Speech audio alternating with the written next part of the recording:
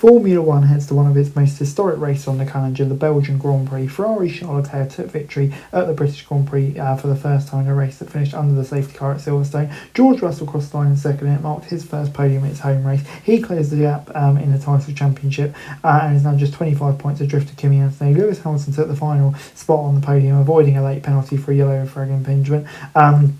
So here's everything you need to know ahead of the Belgian Grand Prix. And yeah, it's pretty normal European times. 12:30 for practice 1, 4 for practice 2 in the UK, 11:30 for practice 3, 3 for qualifying, and a race an hour earlier in at 2 p.m. Obviously on Sky Sports F1 with Channel 4 highlights later on, and in the US on Apple TV. The Belgian Grand Prix, though, is always a race weekend for fans and drivers to look forward to as they make their way through the high-speed roller coaster in the Ardennes region. It's a mix of high, long straights, dramatic elevation changes, and intense fast corners like Eau Rouge and Radions, which drivers love because it tests their ability to the max. The weather's unpredictable at Spa and always adds drama to the circuit. The two-time world champion Fernando Alonso labelled it as probably the best circuit in the world, and every lap you do is magic.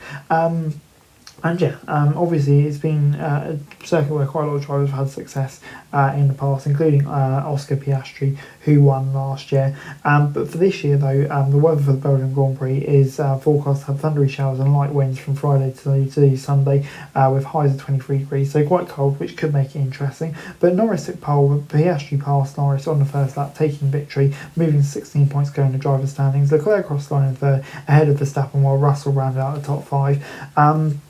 Ferrari, they came out on top at the British Grand Prix this year, with Leclerc winning, Hamilton in third. The red outfit also looked strong in qualifying, as Leclerc qualified in second and Hamilton behind, splitting the Mercedes. Anthony suffered reliability issues with Mercedes, which seems to be a running theme this season. Even though it's dominant in performance, it's still expected to be strong in Spa, and there's no stopping the Italian youngster last time out. Red Bull looked stronger in its performance and could well be in a fight with front runners, but Verstappen had reliability issues after a second consecutive rear wing issue at the British Grand Prix and qualifying in Austria. Anything can happen at Spa. Throw weather into the mix, and it has the potential to be a very interesting weekend ahead.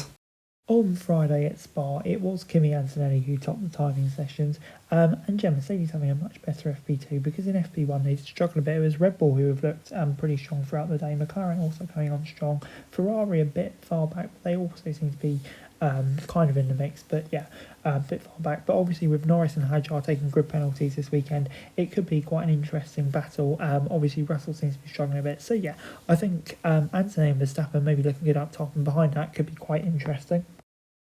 And before I go, my predictions for this weekend, and yeah, this is an interesting one. I'm expecting it to be a circuit where Mercedes will be strong at, so I think Anthony will kind of get the pole and win. Kind of dominant weekend, it feels like he's deserved, but for one reason or another he hasn't. I think Russell may struggle a bit more or have a bit of bad luck, and yeah, to me at the moment it seems like Ferrari the only team consistently that are able to challenge Mercedes, so I'm going to say Leclerc second, Hamilton third. It does feel like the British Grand Prix was a bit of a breakthrough for Leclerc, so yeah, it'll be interesting to see if he can continue it now into these coming races. Anyway, guys, that's it for this video. Thanks very much for watching. Remember to like, share and subscribe. Follow us on our socials, link in the description below for daily F1 news, meme and content. Subscribe to our other channels on screen right now, that'd be greatly appreciated. Thanks very much for watching. Peace out.